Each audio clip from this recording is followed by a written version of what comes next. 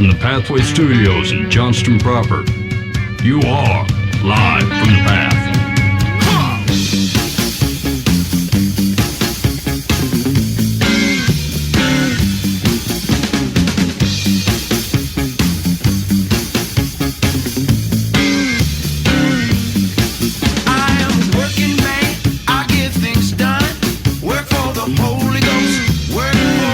And you're listening to Live from the Path, coming from the Pathway Studios here in Johnston proper.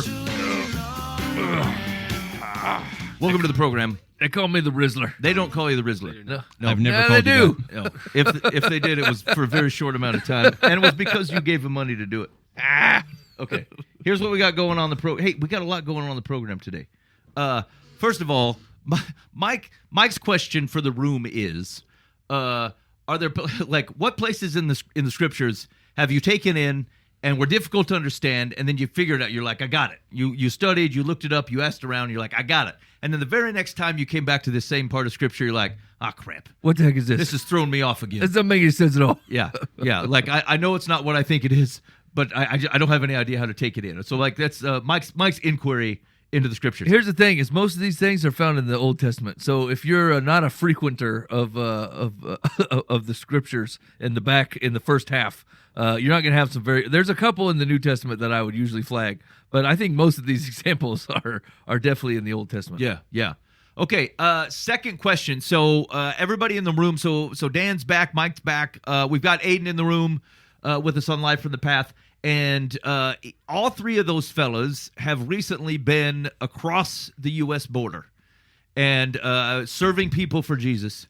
And one of the question I want everybody to answer is one, give me like a top memory, and it doesn't have to be measurable by any standard, but you think about your time in Mexico or Zimbabwe, and you're like, boy, this memory is going to stick with me. But then second to that, I want you to tell me, can you think of something where you feel like, based upon your experiences in Zimbabwe or Mexico, what are you going to take with you from that experience that you feel like either may change every day or something like every day, how you think about something, the way that you're going to approach something that you're going to do.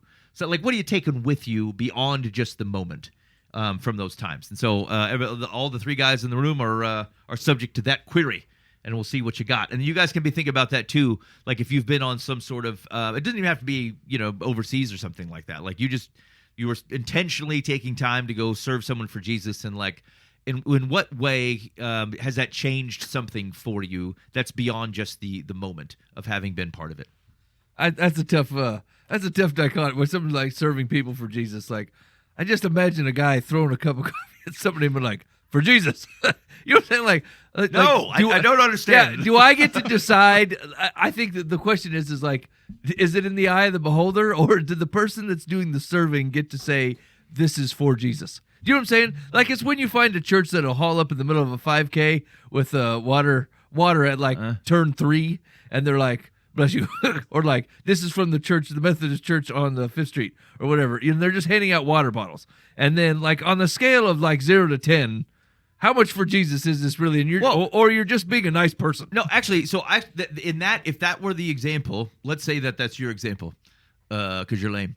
And I would be curious, actually, what is your takeaway? Besides the fact that you're oh, hey, I did something good or kind to other humans, which is fine. Is there anything about that you feel like God might have been using to change something about how you think about things or how you approach things?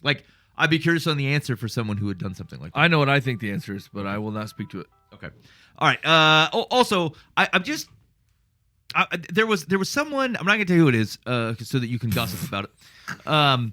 But we had this group, a musical group on the show a number of years ago. Actually, none of them running this through my mind. This scenario could be multiple of them. It was Chris Tomlin. Yeah, okay. He was in here. So Christopher P. Tomlin was in on the program. Hey, I thought about reaching out to a band this week, and I was trying to think, we look illegitimate, right? If I send you some sort of Facebook Stop message. it, Ben. Stop it. like, who the heck are these guys? And if you look at our online presence or how we describe ourselves, it doesn't help. And so I thought, hey, how can I make us look more legitimate? I should say, at least this guy who you may know agreed to be interviewed by us. That's your plan? Yeah. Our social media looks like it's run out of the Philippines. Yeah. Yeah. This guy was Filipino, so now it's going to be harder to approach. Thank you for doing that. Anyway, so there was a guy from one of the bands that was in the show, and he posted the following, okay? And he says, religious trauma group therapy, Pate Night prompt. How did you feel in religion versus how do you feel now? How do you hope to feel after leaving?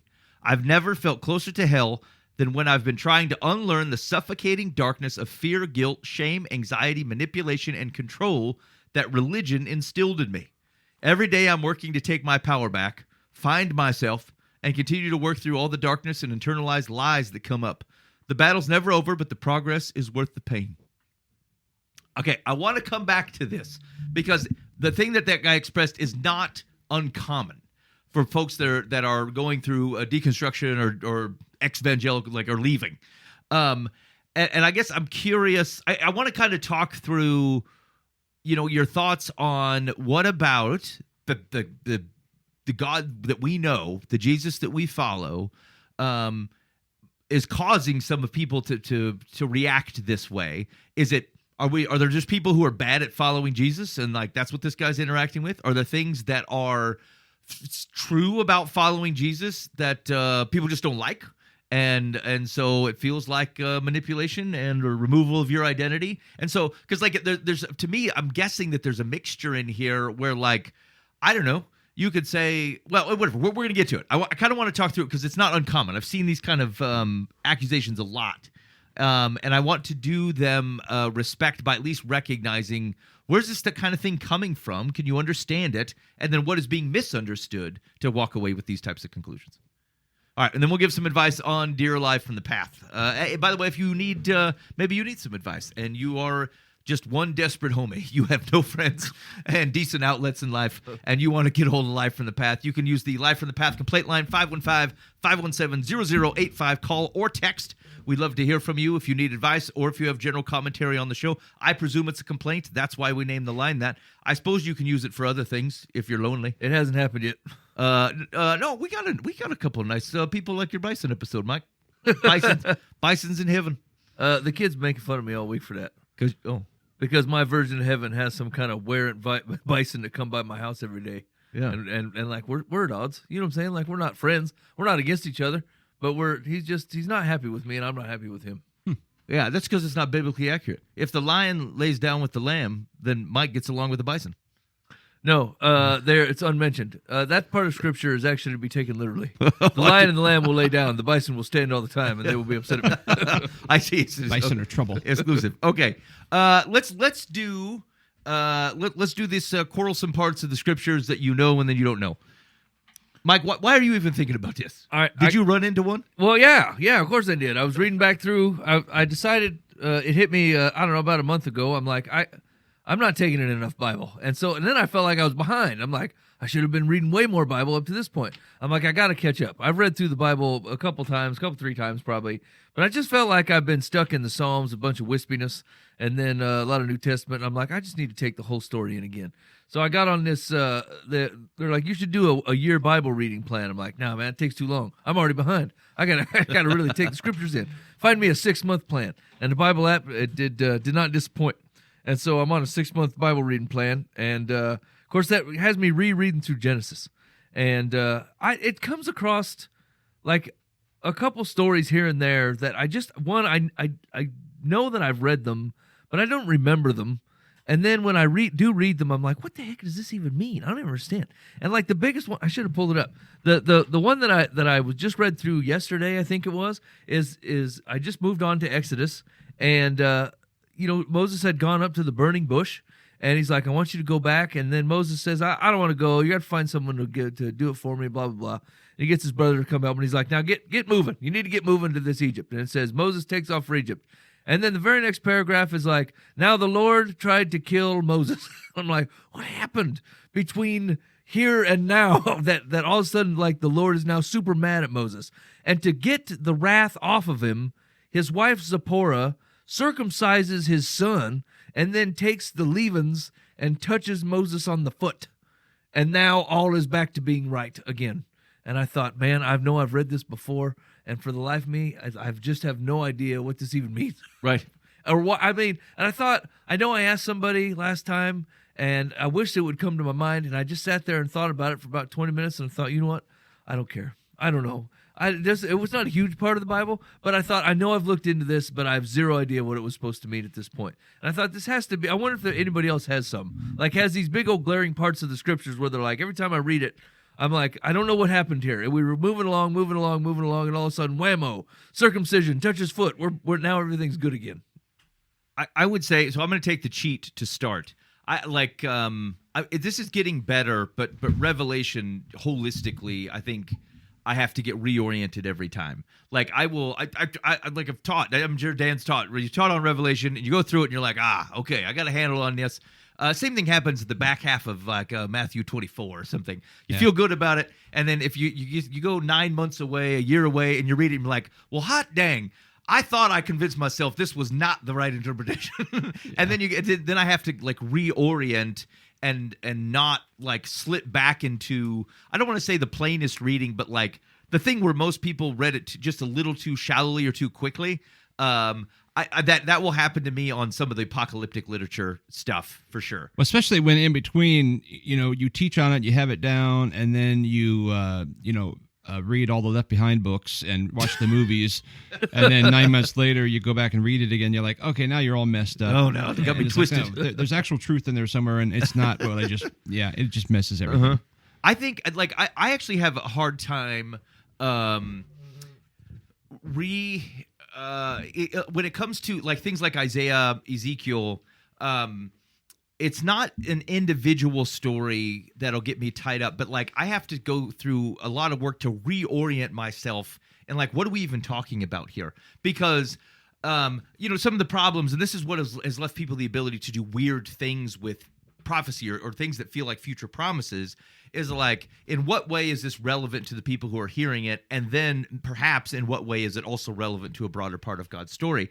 And like I'll look at these, I'm like, did that happen? Because I'm not sure that was fulfilled, and that doesn't look. And then I'm like, then it looks like I'm just staring at a book full of this stuff is real lofty language that they feel like promises that never came true. Yeah. And so Yahweh needs to be held to account as to why these things aren't happening. But like, if I go back and I reorient what I'm thinking about and like their propensity towards rhetorical language, there's like often using extremes.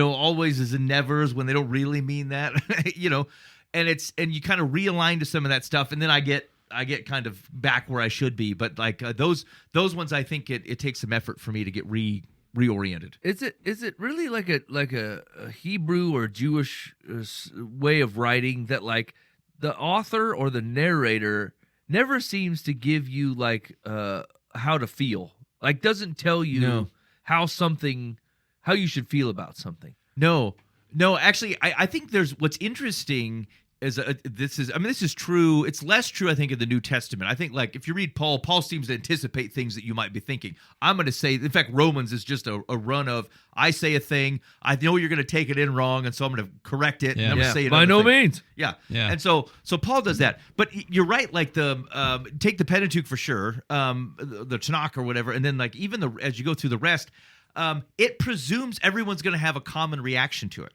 because there's a shared morality among the people. This kind of odd, duplicitous, we might have 100 different feelings about this thing it's not like brand new, but it is new. It is unfamiliar because they weren't questioning some of the underlying things that the people believed. Right? It didn't have to be expressly stated. Now, from a New Testament perspective, one of the great examples of that is Philemon. So like you go through the book of Philemon, it's just a chapter, right? So, and in Philemon, Paul's talking, what we want Paul to do is we want him to say, free Onesimus, cancel all slavery. Onesimus should be totally free. That's what we want to happen. Paul doesn't really do that. He goes, I want you to take Onesimus back as a brother. Now, here's what we should know. What Paul is saying is, I want you to give him more than his freedom. You can't enslave your brother. And so I want you to greet him as a brother, and it's implicit that you cannot keep a slave who was your brother like this. But what we want, because we're going for the things like, but just say, I just need someone in the Bible where I can point to and say, Yahweh said no slavery, so that we don't have these awkward conversations about things that the scripture talks about. And so it's because you couldn't possibly read the words of Jesus and say, here's what it's like to follow Jesus, and think it's at all reasonable to retain Onesimus as a slave.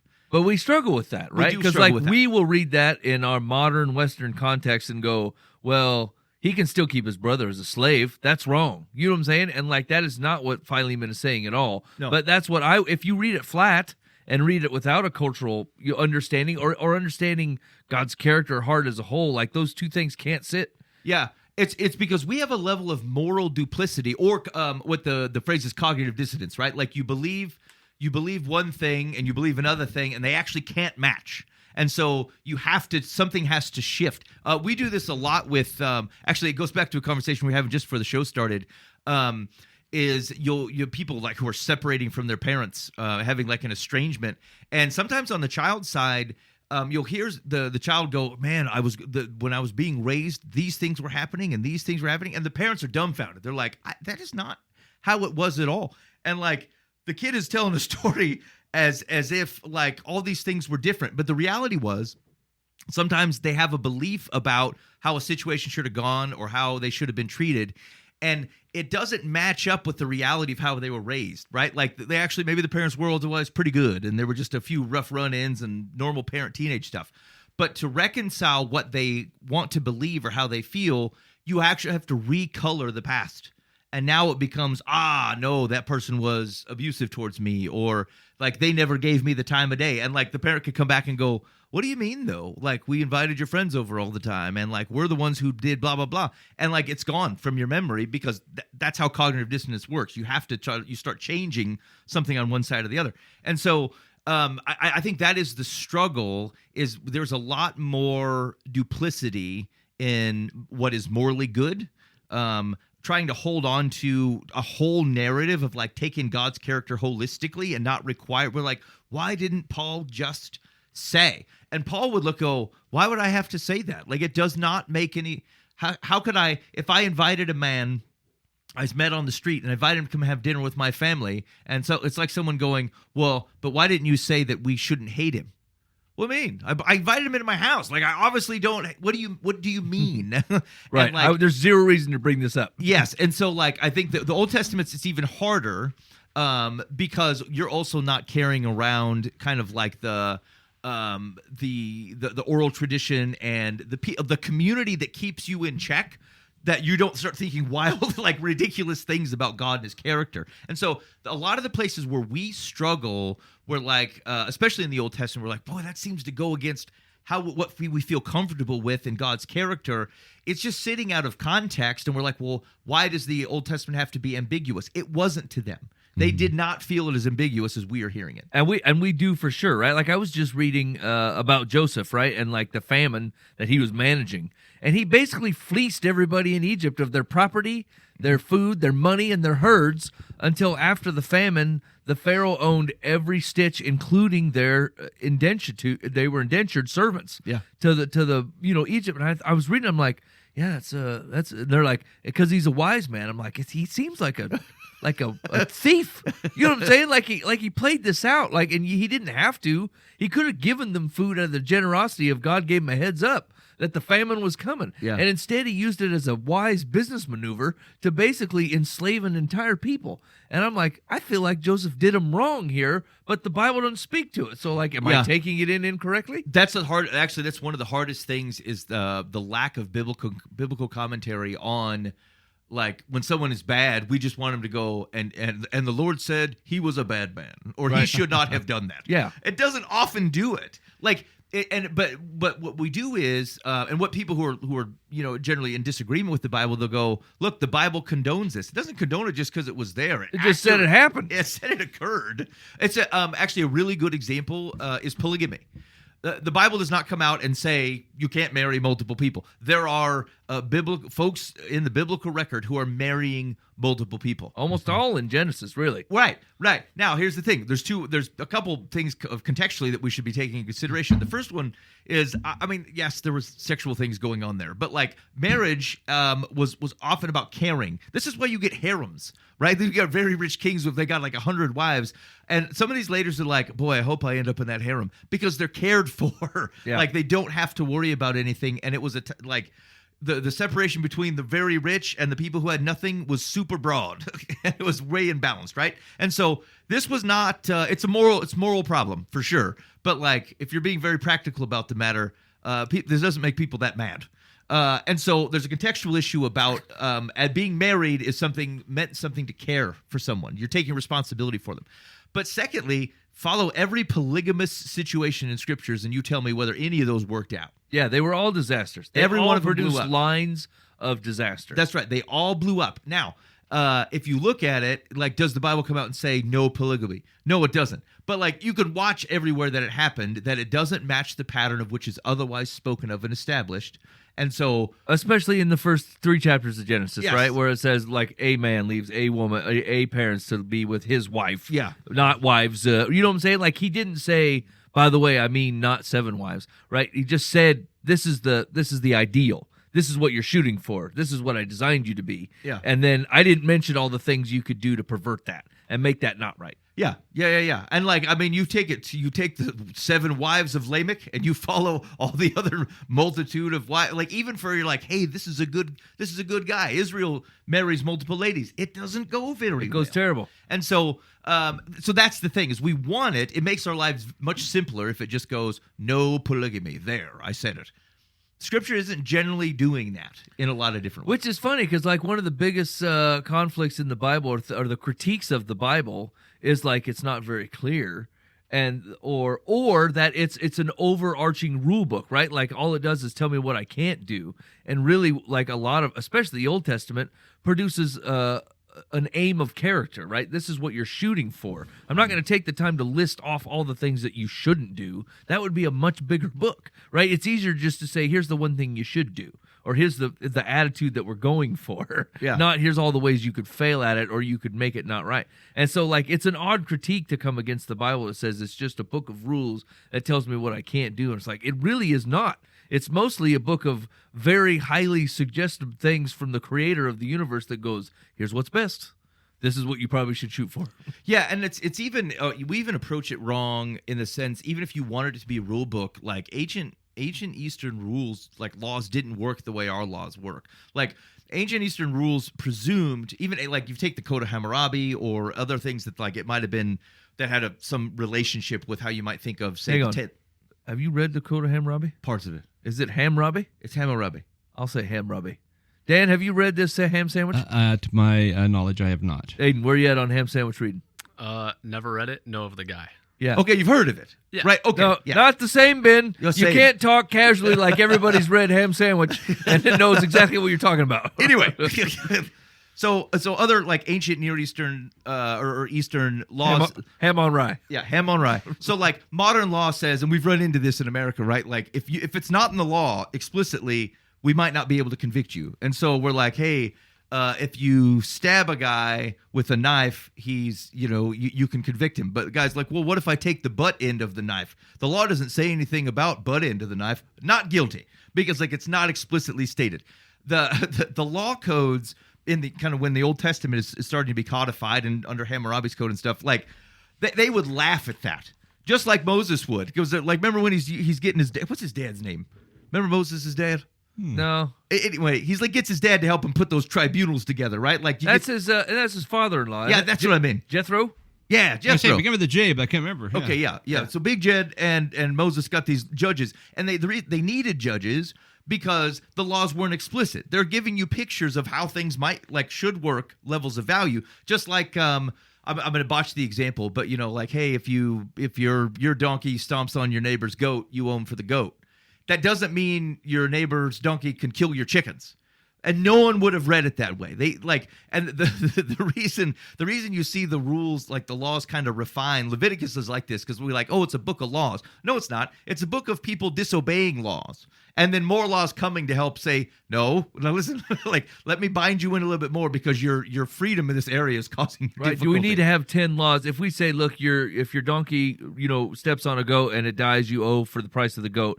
We don't have to have a law that says if the donkey steps on the chicken, you owe for the chicken. If it steps on the fox, you owe for the fox. And Right. like the goat was the law. Like Yes. the point was, if it steps on an animal, That's right. the intent was well taken. That's right. And you almost see in Jesus, you actually see that go back to the same principle, because we stop saying, here are the 50, 60 things of which I have to rebind all your behavior. We're like, Jesus, be like Jesus. Do the things that Jesus did. Think of people the way that Jesus did. Follow Jesus.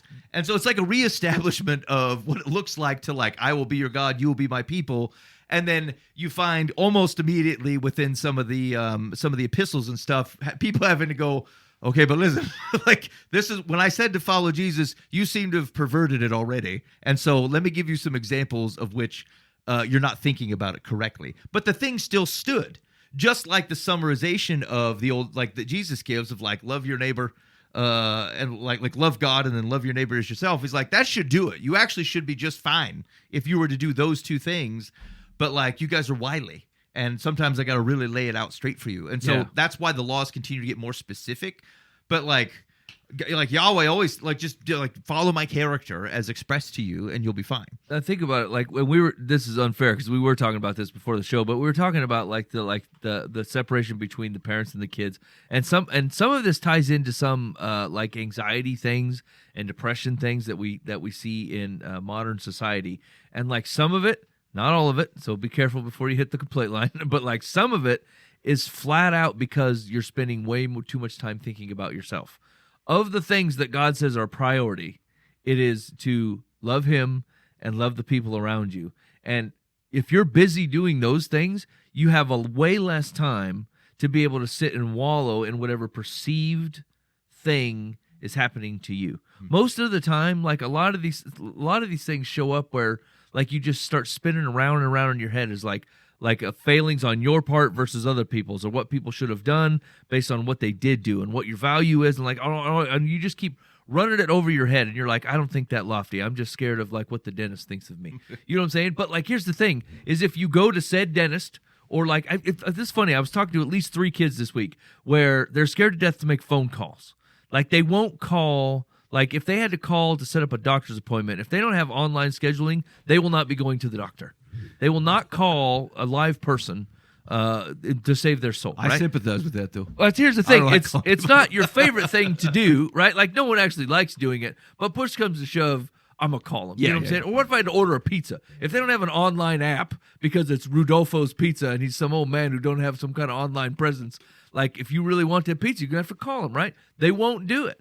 And some is because it's like, well, what if I don't have the right answer to this question? Or what if they think that I'm an idiot? Or what if I stumble on my order? Blah, blah, blah. Like, once again, if you're not thinking about what other people think of you at all, right? It's not even in your mind space, then you could screw this thing up to high heaven and no one would even care. Not even you. Yeah. It wouldn't bother you at all. They're like, Rudolfo could hang up the phone and go, whoever just called me is possibly the dumbest person I've ever met. And you'd be like, I don't care. As long as I get this pepperoni pizza I ordered. Yeah. You know what I'm saying? And so, like, it's interesting to, like, it doesn't sound like it would have a whole lot of practical advice here, or like God was unprepared for the generation we're in, or the society we're in, or the times we're in.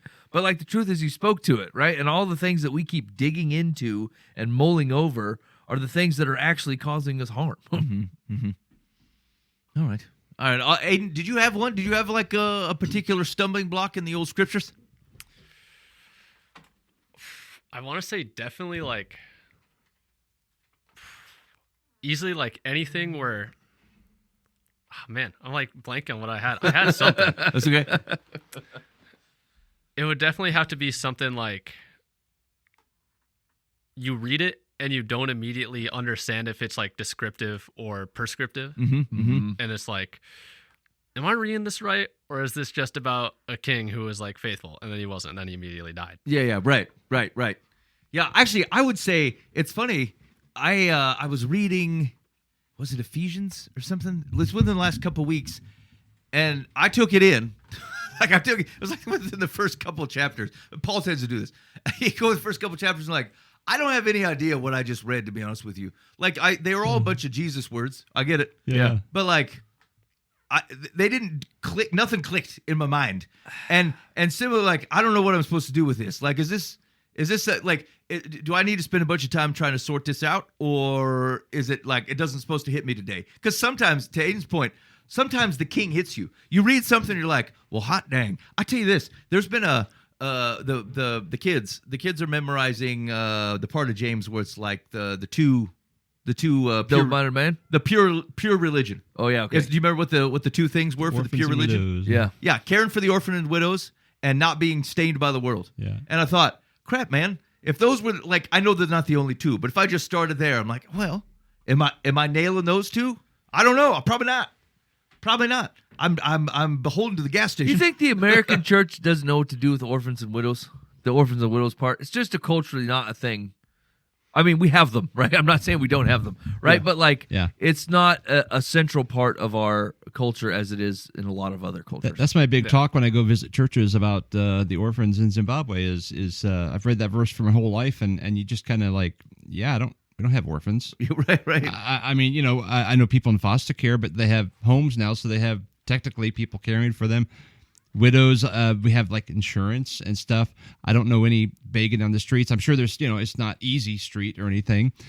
And so what do we do with them? It's like, well, anyway, yeah. Yeah. Yeah. Right, contextually, right? So, Yeah. Do they have They have orphanages in Mexico? Do you know? Oh yeah. Yeah. A lot of it is they don't like not have parents, period, but oftentimes it's their parents can't afford to take care of them. And so they have these orphanages set up to where if you like can't afford to take care of your kids, like that's what a lot of the orphanages in Mexico that you went to were like, where it's they have parents, they see them often, but it's like they physically cannot afford to like take care of them. Right on. Mm-hmm. Yeah. Anyway, it's like that one. I mean, I've probably read that verse a million times, and like I understood it.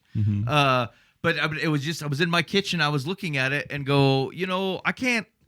As a human being, I can't seem to process all the things at the same time. And so if the light was on this one right now, can I pray into that and go, am I missing anything on your calling on my life for orphans and widows? And can you help me understand, are there places of which I am being corrupted and I don't know it? Places of which I'm being influenced in a way that I'm not paying attention to, or that maybe I've just allowed for such a long time that I don't even notice it anymore. And I think that's true a lot. Like, Dan, I know you've had this situation. You preach on something and like somebody pulls something out of it, and you're like, that was not the main point at all, sir. And sometimes it's not even quite right. Like theologically, it's a little iffy. You're like, I don't know do I need to correct this, But for some reason, God used a piece of something to light a fire in a person to go about his business on something. And like, whatever, God's going to use what he's going to use. And so I think one of the biggest frustrations, and I believe this has come up before, is like God will use a podcast or something for my wife. And like, I maybe have had someone recommend you a podcast or a book. They're like, dude, you got to read this. Or like, this is a great podcast or a fantastic sermon. And you listen to it and you're like, I mean, Right. I'm glad it tickled you out there, pal. But and here's the thing: it wasn't because there was anything wrong with it. It's just like the things that God uses that like fires people up or that they hone in on. It just isn't always the same thing for someone. So now I'm like all gun shy about referring people to podcasts. I'm like, this could be good or it could be bad, and God just does what he wants. But anyway, maybe you read it. Yeah. But okay, you're listening to Life from the Path. I'd be curious. What are there particular stories where you're like, boy, I think I understood that, but then you run into it again and you're like, doggone it, maybe I don't, or it peels you back every time. I'd be curious. Hit up the old Life from the Path complaint line 515-517-0085. Call or text. We'd love to hear from you. All right, so we kind of wandered into a little bit of Mexico, which means we're into the mission trip part of the program. And so we're going to start with Mike, and we're going to make our way around because Dan's got a few minutes to put together an answer. So the question was, maybe just a little context of what were you doing in Mexico, because you and Aiden were on the same trip, right? No, different we're not. trip. Yeah. Okay. Yeah. Same ministry. Same. Okay. Yeah. Same ministry. Okay. So I guess, like lay some quick groundwork on what are you doing there? A memory that is going to stick with you, and then is there anything about that trip that you feel like you're taking with you holistically that has some level of impact maybe on your day-to-day? Yeah, so I was there solely because Aiden had gone last year, and Aiden and I were in a Bible study for a little bit before he had gone, and he went. He was just going to stay for like the summer. He was supposed to start college that fall, and they're not real big on internet and phones and whatever, and so I just heard from him every once in a while. and he ended up staying. And ended up staying for like 6 months, I think it was, and so he didn't end up starting school till the second semester. And anyway, by the time he came back home, because he lives in the same town that I live in, I got a chance to meet him for coffee, and like he smelled like Jesus, like he just was not the same person before he went. And he said, "You should really go." And I'm like, "Well, I mean, I don't want to go. Well, I mean, whatever, you know." So, but then. I said I was praying about it, and I'm like, Lord, if he keeps bringing this up, then I will go. Like I can't just dismiss it out of hand.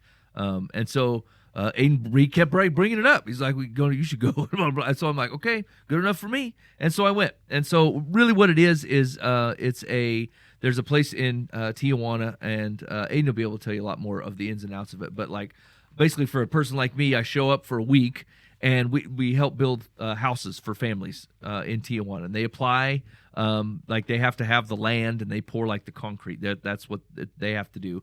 And then a team of people will come in and just build them this simple plywood, 12 by 12, kind of little hut. It's got a door and a sloped roof and a window. There's a couple options. They can put the door and the window on the same wall. They can put it on a different wall. Ooh, wow. These are the things they can think about. But otherwise, this is the whole thing, right? So, long story short, the thing that I think that I will take with me about it, one, it is, like I've been to Ethiopia, you know what I'm saying? And like, I'm slightly desensitized to the poverty thing. Like, it's not that I don't take it in, but I think I always felt like especially Western American society overcranks on the poverty. They grew up in it. Some of them are like, hey, we got to get, this kid he's not in a proper classroom. We got to give him money for books and whatever. I'm like, for generations, his people have been learning everything about what they need to know without the classroom. So like they're not looking at it as a deficit. So we need to look at it as like God-given human right deficits, not like American culture deficits. So I don't get as lost on that stuff as I used to. But what I did get, what I really liked about it, it pulled me completely out of my life for a little bit. And did the focus on love God and love people around me, which was time that I don't like. It's very hard to give in the life that I set up. That's for sure true. Kind of took some creature comforts out, took away, like gave me a lot of time for focusing on scripture and things to pray on, and really did reinvigorate me for that. One of the big things is like you're either a doer or a sender, right? Like missions has to get done. People have to know about the gospel of Jesus Christ. And like some of the way that we do it back in the United States is frankly lame and lazy, and it has no intentionality to it, opposed to people who are like, hey, there's an unreached people group. And what they mean by that is they don't even have a written language. They have a spoken language. And so we're going to have to figure them out. We're going to go there. We're going to live with them. We're going to come up with an alphabet. We're going to teach them their own alphabet. Then we're going to use it to write a New Testament. And then we're going to tell them about the gospel. And we're not going to say one word about it until we fluently know this new language, new alphabet, and New Testament, so we can tell it to them not through an interpreter. Because the most important message that we have is not going to get third-partied in there. And like part of me, like I let all that go to like, I hope a guy runs into me at the store, and I'm like, hey, dude, have you been going to church lately? And this is my plan. This is my gospel attack. You know what I'm saying? And so like that was a nice, refreshing look on maybe the way that I've been looking of how to talk to people. I'm watching people with intentionality basically donate their life up to 60 years old, from 20 to 60, to focusing on one tribe to get them to know for the possibility that they might accept Jesus Christ. That is a lot, and that is very, very cool. So that's one of the things that I was definitely going to take away from there. Dan, were you going to say something?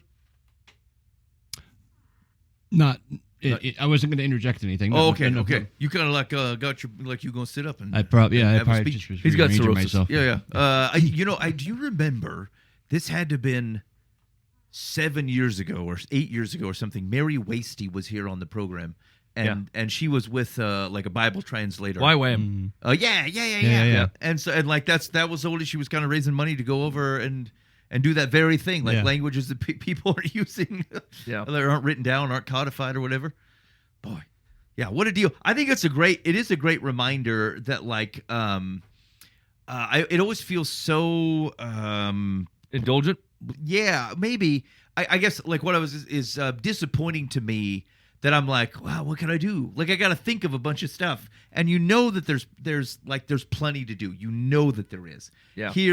Even here, there's plenty to do. And as much as like it's like sometimes it's all kind of a movement of the Spirit thing. Like sometimes God has you going. Sometimes God has you stepping out of what is a normal cadence of life to go do something. Sometimes he needs you right in your normal cadence of life for the things that are around you. And like, it's not easily prescribed. Like the listening to the Spirit and then allowing things that he does through people or situations or opportunities helps to shape that. I don't think you can, if this helps anybody, I just want you to think about this. I don't think you can go wrong following the character of God.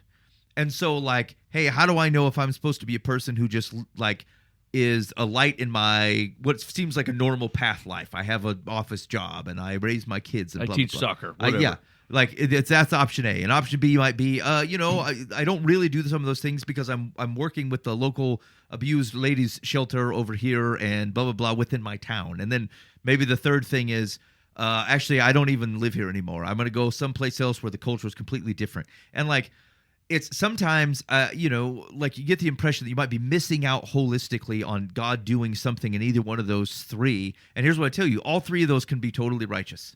All three of those can be totally obedient. It's praying through it. It's watching, it's paying attention and believing that like, if God has something for you, he's not like a maniacal behind a door going, he'll never figure out I wanted him to move to Texas. Like God's not doing that.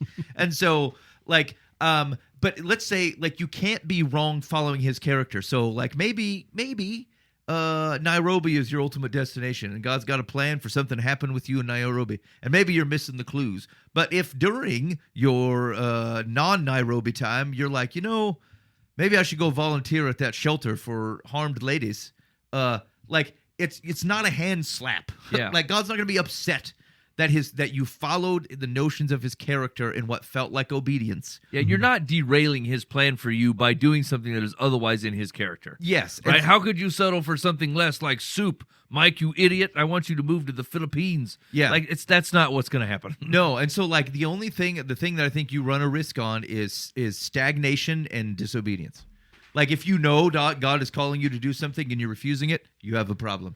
If you go, I'm not sure which one of these things God is calling me to specifically, and so I'm going to sit and I'm not going to do anything. And I don't mean like, hey, you were fasting and praying on it for even extended amounts of time. I'm not talking about that. I'm talking like you could look back at your life over the last 5 years and you can't see that you are doing it, like doing these things that are expressions of God's character into the world. If that's not happening, that's a problem too. And so, like, if that feels like it's happening a lot more, like we're getting a lot more expectation than like, oh, I want to listen to the Spirit. I want to be faithful to what God has asked me to do. And that's totally righteous. But in absence of something direct, you have a general revelation. You know what his character is. You should pursue that in all avenues as he continues to make some things clearer. And like sometimes it's just not on our timetable. We're like, God, my bones are itching to do awesome things for you today. And maybe God's got Nairobi in his pocket for you 8 years from now for something that is his plan and not yours. And so just take her easy and try to be obedient in the things he's given you. But don't carry a burden of, well, but what if I'm missing out on God's true path for my life? He's not hiding it from you. I promise. Listen and walk faithfully, and it will happen. I would say that the last thing is it was really nice being around a bunch of people that love Jesus for a week. Like, I mean, we're not fighting that. You know what I'm saying? Like, that's hard to do in our everyday lives anymore. And like, everybody there loved Jesus. And like, I could meet a bunch of people that I wouldn't have met. And so that part was invigorating. It was very invigorating, Yeah. right? Like, it's not like we're best friends and like we're meeting for coffee every Tuesday or whatever. But like, I know that like it opens up your eyes to see that God is doing way more than you ever think he is. Even if like you're in a valley at the moment, right? Like God is like, you're like, I'm asking for God to move and it just doesn't feel like I even know him, right? And then you talk to 6 other people who love Jesus and realize he's just tearing it up in their lives. Like they saved a kid out of cancer and we're building houses over here and we're building a village over here and like God's showing up all over the place. So whatever you thought of him not being existent, your faith being misplaced, or whatever you thought that you had totally screwed up, like being around other people that are following God in a way and they have stories that he is alive and in action, just know that like you just in a valley, man. Like he's good and faithful and his promises are true. Yep. So, okay, Aiden. All right, Aiden Stone. Same question. What was the question? What do you if there's anything else about the context that Mike provided that you think would be helpful, go ahead and provide that. And then like a key moment from your time in Mexico, and then what are you taking with you? What do you feel like you've learned or seeing differently or whatever from that experience that you feel like could or should impact your kind of day to day? What are your thoughts? For like added context for the ministry, it's like there's kind of two aspects of it. There's the building the house, which is basically just an excuse to be there. Yeah. For like basically like it's meeting a physical need. Yep. All right, so it does two things. It meets a spiritual need and a physical need. The physical need is the house. Yep. The spiritual need is more focus not on the people you're building the house for, but more on the people building the house. Like the youth group from like Danville, Iowa or something. Like it's for them to get away from like everything, focus solely on God. And the motto of the ministry is like mobilizing Christ followers for missions, which is like basically every day, 8 to 9 a.m. roughly, you're just getting like hammered with like biblical truth about just missions and God's heart for like the nations. And the internship itself is different than that, where it's being like in a group. It's basically just like a church retreat. Being an intern is almost like preparing you to like live faithfully for the rest of your life in Christ, where it's them saying like, if you end up like in like some Fortune 500 company making $500,000 a year, or living in like middle of nowhere Lesotho, like ministering to shepherds in like the mountains. Yep. As long as you are faithfully following Christ in both of those scenarios, the ministry did its job. Gotcha. And so I definitely want to say like something that I took from that time that will probably stick with me the rest of my life would definitely be just like the feeling of intense privilege that you get being there, where it's like, wow, like America is not the norm. Yeah. Like widespread poverty is the norm. Houses with rotting plywood, shacks, like dilapidated buildings. That's the norm. Yeah. And like you kind of mentioned that earlier with like, we don't really have like orphans or widows. Like here, being a widow doesn't like ruin your life. Right.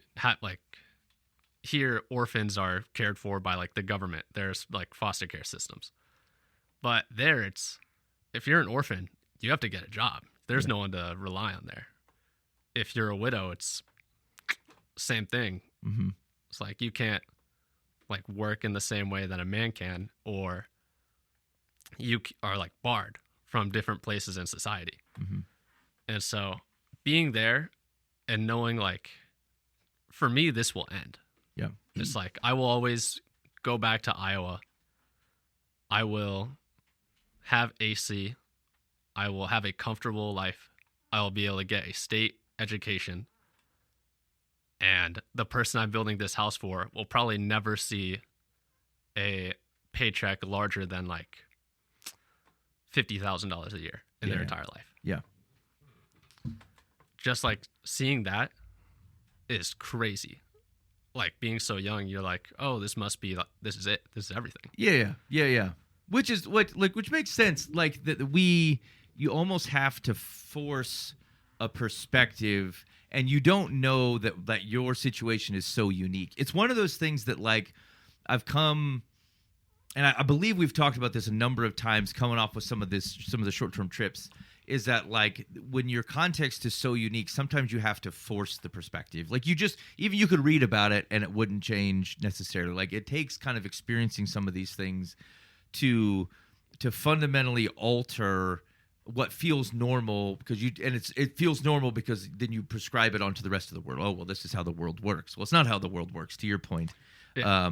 And so that makes a ton of sense that like it's something that permanently alters how you interpret life around you, knowing that like it's not just your little snow globe. That some of the ways in which we think about it have either more nuanced or extensive perspectives, even a 20-hour drive south, or even, I mean, it's probably true with even in communities within the United States. But like, yeah, that makes a lot of sense. Yeah. So like, would you like for that reason, it makes sense to say, hey man, like most people should like the perspective gained is worth this type of trip, even for nothing else, so that you start taking in the world a little bit more. It'd be accurately, like it's just not accurate the way that we understand the world in our limited bubbles. So a group is only there for usually about a week or so, but an intern, I think you were there for like 6 months, something like that. Yeah, June 2023 to December 2023. Okay. Oh yeah, long time. Yeah. So like, what is do you think that perspective is available for a group to gain within a week, or is there something about like just like living there for 6 months? I'd say it hits them within that week. Like, we'll take them to this community that's right outside the dump. Like, so there's this huge hill. On the top of this hill is this landfill for the entire city. On the bottom of this hill is this community that's popped up of people who are basically like entirely destitute. They'll go up this hill and they'll just salvage stuff out of this landfill. They'll use it to build a house. They'll recycle, try to make money off of it.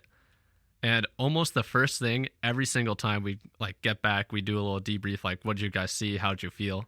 First thing, the most poverty they've ever seen. And we're always like, this is it. Like, this is what real poverty looks like. Yeah. You see poverty in the US, it's like someone will be homeless, but they have options. Yeah. There are homeless shelters. These people have nothing. Yeah. They have a church at the top, or like at the highest point of this community, and that's it. Yeah. And so it definitely hits them, but I wouldn't say it sinks in as much as like someone who lives there. Yeah. Because you're seeing it every day. You start to recognize the people coming in and out of these houses. Yeah. Dan, because we saw that in Ethiopia too. Like there were communities. As a matter of fact, it was super dangerous. Like there had been a recent collapse at the dump for communities of people who had been like going there. Is that did you see stuff like that in Zimbabwe too, Dan? Oh yeah. The more rural you get, the more poverty. We saw kids eating dirt and just doing whatever they can to put something in them. Yeah, yeah. Okay, well, so, Dan, maybe I think you're up. Now Dan is a frequent Zimbabweer, given his role with the ministry, and so maybe it's a question of uniqueness. I suppose there's something that feels unique about every trip. Yeah, it's different every time. We partner with Hippo Valley Christian Mission. It keeps growing. It's a well-oiled machine now. There's 29 different schools. It's a three-prong approach: mind, body, soul. So with the mind, we built 29 now schools. Within each school, there's a church. Of course, those churches plant new churches, and it starts spreading. And then we have health clinics for the body. So body, mind, soul. In the schools, they're hearing the gospel periodically here and there. Even within the schools, there's an extra layer of, it's called Living Proof, where there's a club, kind of like the schools here have different clubs that, and they get more gospel, more songs, more scripture memorization, and things like that. So seeds being planted all the time. And then we'll pop in and we'll just join in what they're doing rather than try to, invent our own thing. We'll do a vacation Bible school at a school and have 1,200 kids running around, doing crafts and singing and getting Bible lessons. And we'll have pop up a tent, do a revival, and adults come around. They start hearing things. So we'll have weekend revivals, one in the midweek. And there's a pretty continual flow of people who are accepting Christ because there's like I say, there's so much seed being planted. We just get to kind of come in and help with the harvest, basically. Yep. And it's so cool. It's cool to see that. Like there was one probably that stuck out this time. What was at the end, the church we planted 5 years ago, we went back and give him a little boost. And there's a guy, he it's kind of like a 50 years ago here. Like you can do the invitation hymns. Like I haven't done an invitation hymn in right. the decades here in America, but you still do them there. And so we do the invitation, and these people come forward, and one guy specifically, he just stood out, like he was almost shaking. You could tell it was he was like super seriously contemplating, like there was some big life change, like there was some struggle going on, and it just like, I don't know, it's just cool to see the light bulb turn on, and him processing. What does it mean to die? I'm going to die to myself here. I'm giving myself to Jesus. I'm surrendering to Him, and it wasn't like just hey, let's get some life insurance. It was like, no, you're becoming a disciple of Jesus Christ, a follower of Him, and it was just cool to see that. And then we had to, in order to get, it was time for us to leave. We had to leave immediately afterwards. Usually, we'll help with baptisms and different things that are happening. We had to go, so they sent us pictures later and videos of, and he was part of that group. It was just kind of cool to see that. Yep. We had I'm the director of development of the orphanage.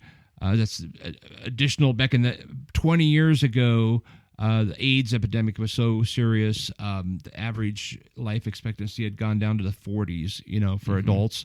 Well, and there were children all over the place just roaming the streets. So they popped up in an orphanage, and so we've had this orphanage, and now it's been there long enough that there's kids who grew up from infancy into adulthood, and some, like this one guy Tanish, who I worked with, he's probably 25 now because he's gone to university. He's a teacher now. He's a teacher at one of the schools, and he's just a great success story because he was literally roaming the streets 20 years ago, whatever, and they brought him in. No one ever found his parents ever in all those years, and he accepted Christ, and now he's doing some great things. He's married, has a family of his own, and so anyway, he and I planned the first ever homecoming where we invited all these people who've grown up in the orphanage to come back. Yep. And partly to give hope for the kids that are there, because there's times it gets kind of dark. You're like, I have no parents, no one cares.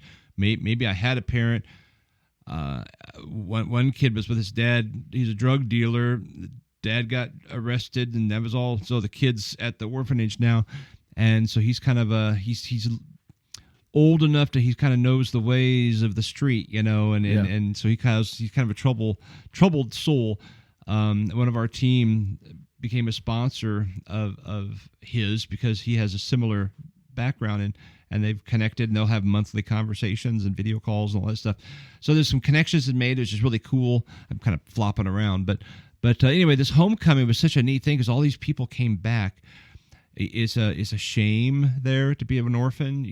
Not only is it a disadvantage, but it's like, oh, you don't even have a family. Like you're just like, right. It's kind of they kind of hide that. They don't go around telling people that they grew up in an orphanage, but we're trying to create some pride and some dignity in it. And it was so cool that so many came back. And we celebrated and danced and sang and worshiped, and we gave them these cool Bibles that even all the preachers got all jealous, and they wanted them too, because they're pretty nice Bibles, the ones that were for the adults. It was just a cool thing. It was a really neat thing, and they got this big buzz going, and we're trying to create. The newest school is in the orphanage, just opened in January. So the kids are learning better than they were before. They were going down the road to a school, and now like we're educating them too.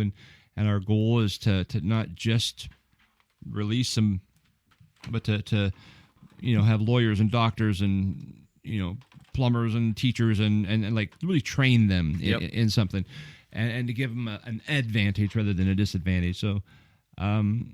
I don't know. It's just kind of cool to see some of this stuff in the works right now, and to see it starting to work, and to see that hope that the kids got watching the adults, Yep. Because we do have some adults there. They're preachers, and like I said, there's plumbers and teachers, and one of them's a politician, so they have a future, which is cool. It's cool to be part of that.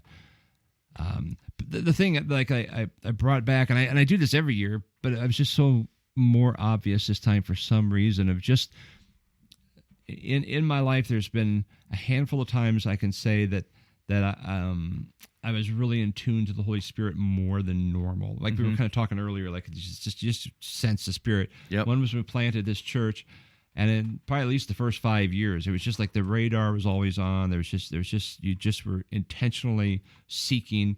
You didn't have time to get complacent or apathetic. Or lazy or anything, you just had to be on because you don't know if you're going to survive another week, and so you had to. And when we go on the mission field, it's often that way too because you're just there. We're there for 2 weeks, and so we don't want to waste time. We don't want to play games. We play games with the kids, but you know what I'm saying. If they're intentional games with the kids. We just don't want to lay around and miss something that God had for us. So the radar is just always on, and so many cool stories come from that. A conversation you have with someone who you might have just walked by if it hadn't been like, I need to talk to that person, and things like that. And so several of us intentionally said, man, we've got to continue that when we come back. Because we do all kinds of things, there's all kinds of ministries and outreach. We go into homeless camps, we do all these things, but sometimes even that gets routine. Yeah. Because it's our every other week homeless thing, that was Bill, but we don't sometimes say, Bill, do you really? I mean, honestly, how you doing with Jesus? Yeah. We don't go there often enough. We'll pray with them and stuff, but it's like we need to be more urgent about that in the routine things we're doing here and not let them become routine. Yeah. And so let's see. I guess we'll see how long you fight that battle because that's where we go. We kind of go that way. Whatever it is we do, even in just the Sunday morning gatherings, you can start mailing it in after a while. Okay, do a few songs and give a little sermon, and we go to El Mariachi and have some chacos, rather than like, okay, this is a moment. We have a time. We have a God moment. We got people coming, seeking God. Here we are. Let's just do something with this. Yep. And that's bigger than a show. Be careful when I say we do something with this. I mean, let's let God do something with this. Yes, right. And, Even just all around, what a great reminder to think about. The moments that we have are of consequence. Yeah. And you're right. It's easy to become complacent. I was thinking that, and this is a slightly different context, but like, I'm gonna come home. I'm gonna get home tonight about midnight, 12:30 or something like that. And like, my wife is gonna be there. She's probably gonna be up. She stays up late. And do I just walk by? I'm like, oh yeah, we're tired, and go sleep. Or do I look this woman in the eye?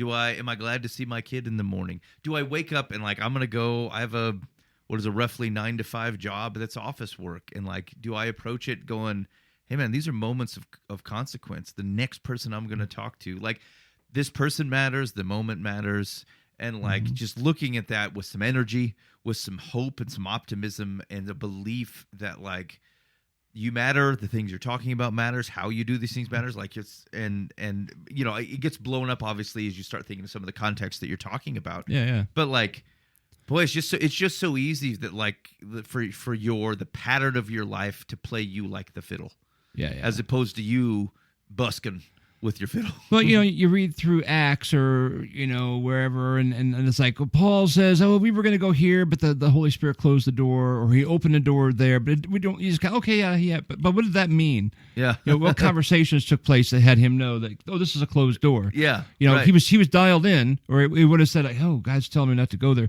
We don't know. It'd be kind of cool if he would have given us the footnotes to that. Like, right. How did you know that was a closed door? Was it just because they ran out of tickets on the ship, or was it something bigger? Right. And what did remember what God said to Moses when he told him that he's going to go get his people out of Egypt? And like, he didn't give him a sign beforehand. He goes, I'll give you a sign afterwards. Yeah. This is how you know it was me. Yeah. It's because you will worship me on this mountain. Like, that's after it's all done. Yeah, right, right. He's not giving what about you the frogs? information to like energize you to do it. He's like, when you're done being obedient, then you'll know I was in this thing. Yeah. That's a great thing to pray for. Like if I think about kind of cumulative what you guys were all talking about, like praying for just wide open eyes. Actually, I think Aiden, to a certain extent, I think what you're talking about matches with some of, or at least goes with some of what Dan's talking about, is that like we lose perspective so easily. Like we just get used to the smell of our own joint and the look of our own surroundings, and it's weird to think that that's an energy sapper. but it lulls you into what is a common feeling and belief that like my life, like these are patterns. They're just things that will occur, and like there's no inertia or shift to them. But like things change when you change them. Things become different. Relationships become deeper. People meet Jesus when you introduce them to Jesus. Like these are all things that like it's kind of a common advice thing around here. Like if you're going to change your life, you have to change your life. And so like the same thing is true if you're going to be a person of impact to the world around you. And like we know, like the very formulation of humans was that belief that humans were going to be of impact. They were going to be God's idol. They were going to stand for him in the world around, which means, and they had active duties, care for the animals, care, like do it, like hoe the ground. These are things that they had to do. And so like we're built for movement. We're built for action. We're built for impact to the world around us. And like not some, like, you don't have to be Tony Robbins. That's not what I'm saying, but I'm just like, you're not a cog. You're not trapped in a wheel here. Like you are active. You are inertia for God into the world, and being reminded of that should get you springing up a little bit easier out of bed as opposed to avoiding it. And like maybe taking the most of some of those moments that feel like they're just average. Well, they're average because you're acting average in them. Like, are there ways to greet them with the hope and optimism that the gospel brings? Is Tony Robbins even still alive? Yeah. Oh yeah. What did Who's Tony Robbins? Yeah, this is classic Ben. Either reference some obscure, thing you've never read and be like, oh, you haven't read that. Well, that's Okay. too bad. Okay. Things From are getting, 1985, Tony Robbins. What's a good? He was like a self-help guru. Yeah. Like a Dr. Phil. He's been in some movies. Nobody does the Dr. Phil. I know who Hammurabi is. I have no idea who that Tom guy is. This is what I'm saying. Ham on rye. has big teeth. Tony Robbins has big teeth or ham on rye? Oh, he's a big, tall guy. Tony Yeah. Robbins. Anyway, I don't even know if he's successful. Who's a motivational speaker of the day? Well, Simon Sinek is too much of a business guy. Who's Gary V? No? TED Talk. I think I know who you're talking about. He's Yeah. kind of foul language, but he became famous for like buying crap from garage sales and selling it on eBay and stuff. That guy's motivating. Mr. Beast. on YouTube. He's not motivating, but he's pretty cool. Are we done with motivational speakers? Yeah, okay, Is there that's not it. like a guy like from the I can't name one that's Yeah, I don't popular know. right now. Hayden, Now they have big teams come around. Who speaks for your generation? I don't think people my generation really care. We don't care. Okay, they're out. We don't do this anymore. I If think some we're just Mr. Ed Teeth dude showed up on TV and said you should change your life, you'd be like, get your own life, Mr. Ed. Yeah. Okay. I feel like everything's really been said. People will be like, people are like, all right, I guess I'll buy Atomic Habits again. Yeah, right. Shakespeare's come back into vogue. It's all been, everything's under the sun. It's all been done. That's right. Okay. Anyway, you're listening to Live from the Path. I don't know. Maybe you've had, I hope that's an encouragement to you. It's encouraged me. Like, it reminds me, it's just, the Lord just shines the sun on different things that got to be melted or hardened in my life. And like, I think this is a good reminder that, even in things that feel like they're run of the mill, they're only run of the mill because you running them as the mill. Yeah, and actually, if you have any interest in like either going to Zimbabwe or going to Tijuana, well, you should hit up the Life from the Path complaint line. Oh yeah. Hit us up. Just I'll have your phone number, so either call or text, and I can get them into the right hands and get you some more information. I'm sure Dan loves company. I do. Dan loves it. He loves the people. I was just saying, I'd worn highly the ministry recommend this shirt. Tijuana because they're like, hey, you want to come to this Tijuana? I'm like, sure. I thought when I flew into San Diego, they'd be like, we'll come pick you up in the missionary van or whatever. And they're like, just rent a car and drive in here. I'm Oh, like, yeah. what? I'll be driving in no Tijuana, crossing no border like a wild man, driving like a... And they're like, yeah, this is no problem. It turns out I went with a church group that was super cool and let me hang around with them or whatever. But like the original plan was I was going to rent a car and drive into Tijuana. I'm like, are you sure? That doesn't seem like a great idea. It sounds way worse than it actually is. It's It really easy. is. It's fine, right? Like you hear all these stories about Tijuana, and like I don't know what you had in your. Imagine every 1980s movie you have in your brain. You think this is what's happening in Tijuana, and it's like this is not what's happening. At least not the place where you were. No, what? No, and we were all over the city. Like Yeah. you go just about everywhere, but like not everyone in California is Compton. You know what I'm saying? So like it's just kind of one of those things. Yeah. Okay, you're listening to Live from the Path. I tell you what, we're gonna have to skip. We're gonna have to skip the man who's walking away from Jesus. We'll have to pick him up next week.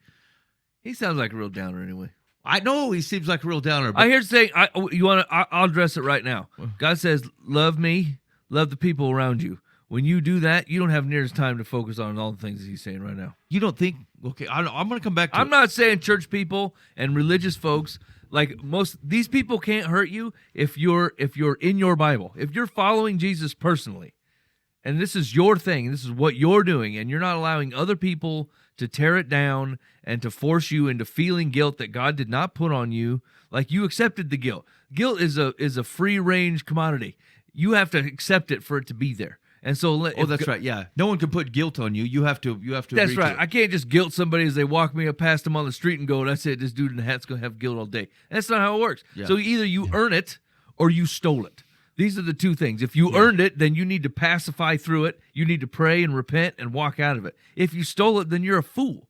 And so, like, once again, I think you're sitting in a blender of your own sadness and thinking about you and you and you and you and you, and you're stuck there. Yeah, I will say that I find there has been a matter of consistency of this being problems with people who have Christianity as a vocation. And I don't mean like pastors, which I think is a little bit different, but like we've seen it with all kinds of musicians that have come through here, people who are like even in technical ministries, but they work for the church full time. It's like a larger church or whatever. Yeah. Like, here's the thing. I wouldn't, there's no way I work for the same company for over 20 years, but like, I would not want them to be my religion, because you look at these people and you're like, this place is off the rails. You get to see how the sausage is made and you totally don't trust it. And there's no way that that you could adhere to that. And the same concept of there is an almighty God and this is what he's in. He's in this thing. Yeah. And so like, I do think there's something to be cautious about of when your work relationship is intertwined with your expression of what it is to follow Jesus. And I'm not saying you can't do it. I'm not saying it's not possible. I'm just saying that, like, if let's say you get a bad boss at the church and they fire you and you're upset with them, like, is it possible that starts to somehow taint your relationship with Jesus? Because, for sure. Yeah. Right? Just like you start irritated with the CEO after your boss fires you. You're like, he runs a bad ship. And so I just, I know, especially with, don't take this wrong, artistic types, but with the artistic types. Well, especially when you think God has promised you're going to be the next superstar. That's right. And you've spent 4 years in small rooms attracting small crowds. Yep. Right. And you're like, then you get mad at God. Yes, that's right. Your worldly expectations of what it looks like to follow Jesus that are somehow also like spray painted a little bit because you're in a Christian infrastructure believing that thing. And so love God, love other people. Do you know what I'm saying? Like, if you could spend 10 years in a van eating terrible food, end up with back problems, and still playing in front of 3 people, and at the end of the day, if you're loving God and loving other people, none of this bothers you at all. Yeah, yeah. It's just actually, it's what you do with it too. Like, some of those things should keep you humble. Here's the deal. If God has you playing acoustic worship tunes to 8 people for the next 30 years, well, then that's what he has you doing. Yeah. I like, there's no way, I don't get disenfranchised with the Lord because 1 million people don't listen to Live from the Path. I find it a very humbling experience that we continue to do the program. Yeah, right? I've actually been worried that people would listen to it, honestly. Like, because then they dig up 10 years worth of shows, and I said something that I definitely should not have said. You know what I'm saying? And then I'm like, man, I've ruined my whole ministry. It never fails when someone goes, I told someone that I was on the radio program, and my first thought is, I hope they don't listen to the last one. And that's true for every show that comes out. But here's the thing. This is a safe room full of guys who aren't like, hey, this is my ticket to something. Right. Like, I'm on the way up. We're loving Jesus in here. We don't have time to go up. That's right. We're doing it fallibly, but we're doing it honestly, and whatever. It's a safe way to engage with something that otherwise could be destructive to you. And I don't know. Yeah, here's the one. To tie this up, I want to make sure that don't hear me callously. I know it's very difficult to not spend time thinking about yourself in those sorts of time. Like this, the pride is the problem with the humans. Everybody's got it. Everyone's been there. I don't want to act like anybody's nailing this, but I'm just telling you the solution is easy. Like the road that you need to take to help it's there's only one road. It's narrow and it's very specific. You need to spend time thinking about him and thinking about other people, and then you ain't got time for your own stupid problems. You know what I'm saying? Like, it's just true. Yeah, you know what's interesting, and this is the last I'll say about it. But like part of the guy's critique was, I never felt closer to hell than when I was kind of under the thumb of this religion. Now he's obviously talking about people who have like influenced him or whatever. But like, to your point, the man has the choice. You get to choose. Like, I've had all kinds of people who like, man, I'm very disappointed in you, and I don't care. I could care less, frankly, because your opinion doesn't mean anything to me. Or I found the critique invalid.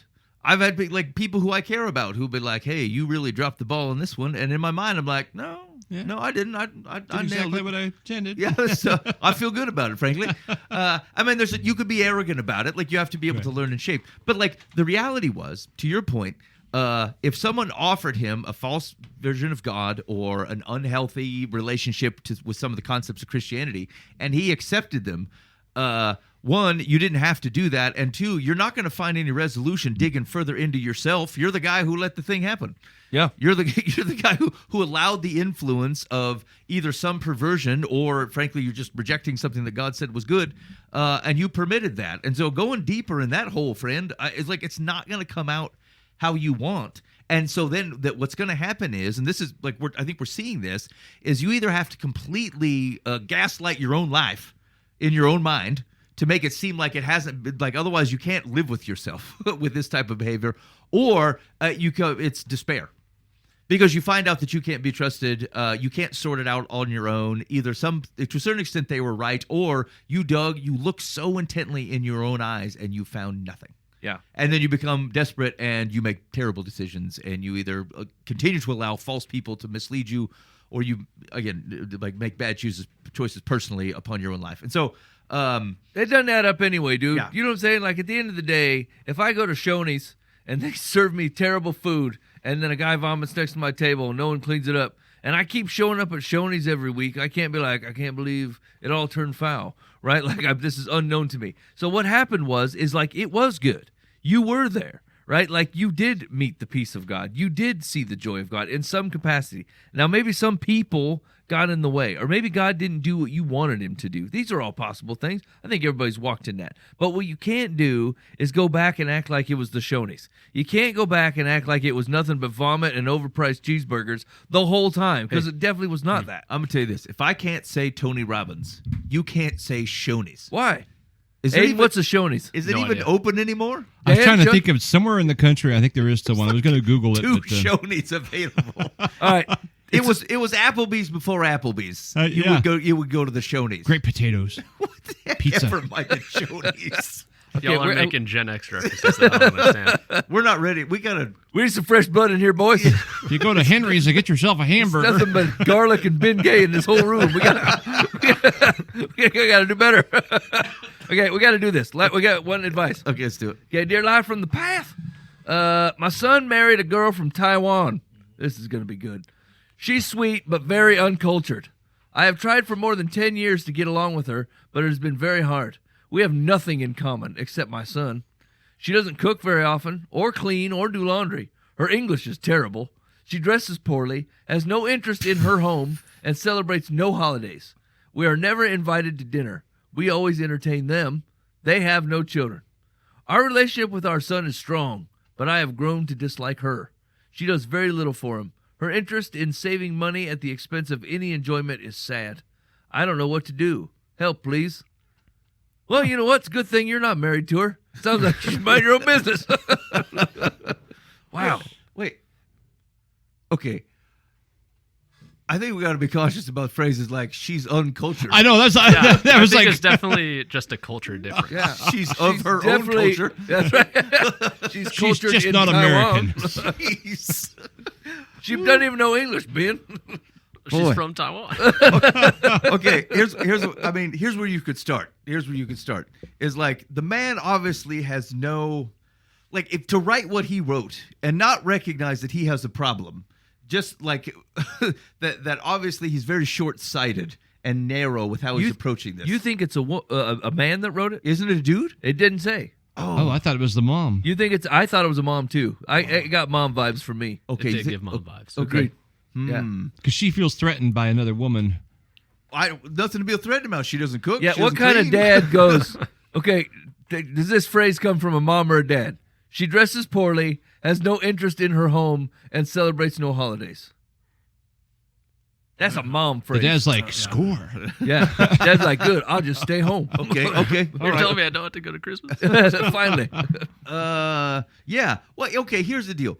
Is that like you got a couple options here. You can be disappointed all you want. I mean, it doesn't seem like it's changing much. If you believe that your view of how things are to be done, like the cooking and the cleaning and the holidays and the having people over, is a compelling thing, then you should just treat it as compelling, and she'll catch on and decide that she's compelled by it. You know what I'm saying? Like, you can't be disappointed that people don't agree with you. What are you, a hypnotist? Be compelled. No, but like think of it. If you keep throwing these shindigs and you celebrate all these things, and like if it's great, this lady will eventually go, hey, this is pretty great. I want to be involved in this. Yeah, like when you invite someone to go mushroom hunting for the first time, right? Like if you've done a good job and they find a bunch, they're like, that was rather fun. I should go mushroom hunting later, and we'll do it again. But obviously, if you're not doing anything compelling about it and you never find mushrooms, no one's going to be excited. Yeah, like we've skipped this step. I would say even at times, I think I've skipped it even as a parent. Like, I just want the kids to like something. But like, I've not put the effort in to go, hey man, like I enjoy this. Let me show you that it is enjoyable. Yeah. And same thing with maybe your husband or your wife. You're like, oh, I'm disappointed. She doesn't ever like to do the things I like to do. I'm like, I don't know. Did you make it sound fun, or when she wasn't super jazzed about it, did you pout? Like it doesn't seem very enjoyable anymore. And so like Dan goes, that's the route I usually go. Well, here's the deal. They have spent 20 years training their son who to marry, and he did it. Yeah. Oh, yeah. And she probably is a lot more like the mom than she wants to admit. It's uncomfortable. Because that's kind of how it works. Yeah, maybe. Yeah, so either way. You think the Taiwan woman is most like the mother?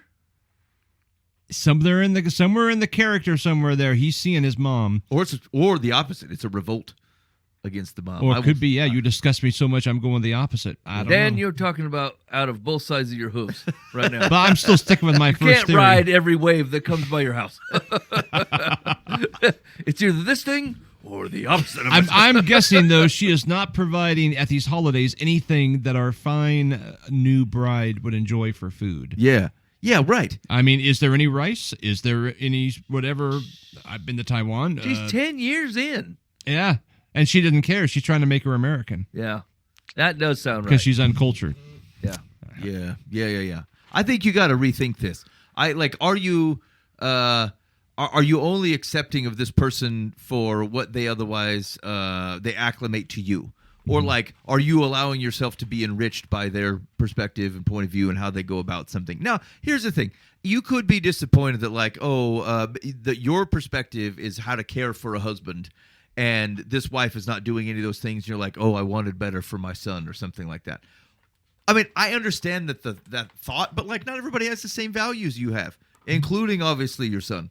Unless he's complaining on the side about his wife, which hopefully not. He wouldn't dare. But like you kind of have to be okay with that. And I think that's a hard thing. We're running into this in my household, I think, actually. I think it's a hard thing as your kids grow up to find that they just value something or frankly don't value the same thing that you do. And you got to know when it's just your opinion. Yeah. Like you don't get to parent them about that anymore. And if they're okay with it, what are you doing? You don't get to spend your time being whizzed off about it and disappointed for them. They don't care. I'll say, as a parent, that is one of the hardest transitions for me. Yeah. What was to go when they went to adulthood, and to say what matters. Yeah. You know what really matters, and what do you celebrate? Like, oh, look at you, you're doing something different. Good for you. Right. And so far there's not been anything like big that was like Yep. heartbreaking. It's been like, yeah, we're all the same, but they do things, they tweak things different, and Yep. and but it's a hard, because before you have so much influence and so much conversation and so much Right. talk, and then you're like, I guess that's what I'm saying. The struggle is I just tried to back off. Maybe I back off too far in the beginning. Now I'm like, just like this talk, whatever. I don't know. Yeah. I'm not expressing myself well, but No, I totally get it, and I think Yeah. I think that it's okay to recognize that for a mom and dad, it's got to be difficult that like whatever the thing that they valued, and it could be even like there's all kinds of things. Some of y'all as parents are like super granular. You're in on everything, and like you really think through a bunch of stuff, and your kid doesn't follow your line of thinking. Like it feels like you failed because they're not thinking the way that you wanted them to think, and then you take it as some sort of antagonism against you, and it's unhealthy, and you got to let it go. yeah, Let the, your kid- the big major character issues are there, and it's like, well, that's the important stuff. You Yeah. know? Whether they like red or blue, I don't really care. Yeah. Or green or red, whatever. Yeah, doesn't matter. I think one of my kids said, "Mom, as soon as I move out of the house, I'm gonna eat this Yeah, like a mad fiend." chocolate chip cookies. Yeah, we're gonna go and we'll go to town. And like my perspective is like, well, I mean, here's the thing: if we're right, you're gonna feel real sick about it a day later, and then you'll make your own decision to stop doing it. Yeah. But I don't really need to follow that trail. Like, go ahead, test her out, see how you do. Make sure you're on your own insurance. Yeah, that's right. That's right. Colitis ain't my problem, man. You put it on your bill. Colitis. Is that a thing? No. Does that has to do with colons? No, that's a 1990s reference. Cholera- Colitis has been taken care of. What do they call it? IBS. Eradicated that. Yeah, now it's IBS. You got the yibs. All right, here we go. Secular says, okay, so she's not your ideal daughter-in-law. Your son married this woman for a reason. The question is, does she make him happy? If the answer is yes, devote your energy to focusing on that rather than your negative feelings about her. And when you entertain them, rather than do it grudgingly, remember you are doing it for him and smile. Yeah, I mean, that was still even a little bit lenient. Yeah. You're kind of a jerk. Exactly. You know what I'm saying? Like, people are like, you're different than me. Basically, you wanted a mirror and you got a window, right? Like you were hoping to see a reflection of you in who your son married. And I think I'm on the Dan train, but on the opposite. I think it's not the woman you envisioned. You had a Susie Homemaker in your mind who was Anglo-Saxon and Protestant and all these things, and he married a gal from Taiwan that does not carry our same customs and does not like burning ahead on a clear English accent. And you're nitpicking these things that, like, given the fact that she's from Taiwan, should answer 9 out of 10 of your questions on why she doesn't celebrate our holidays, why her English is not very great, why she doesn't keep a house the way you would expect a house to be kept, because none of that stuff happens in Taiwan the way it happens here. What about Thanksgiving and July 4th? What's wrong with this girl? That's right.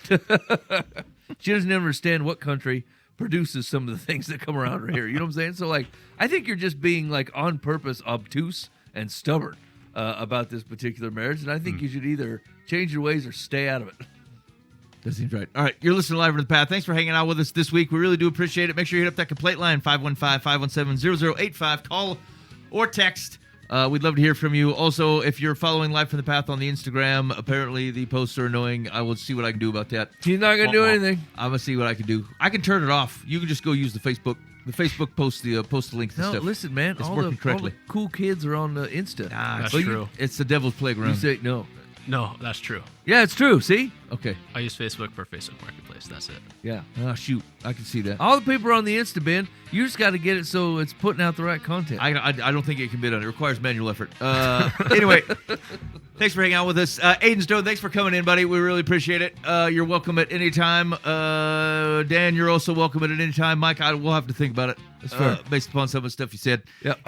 Anyway, we'll try to put a show together for next week. In the meantime, be faithful in the means. God will handle the ends. You've been listening to Live from the Path. Don't you think? Oh, and an ad came on from iTunes. This is what I get for not paying for the Spotify. Hold on a second. You don't have Spotify Premium? No way. Or that's YouTube Premium?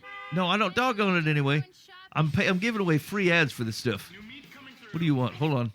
In the middle of the tune. That's a rook. All right, I'm not saying it again. Go about your business. Thanks for listening to Live from the Path.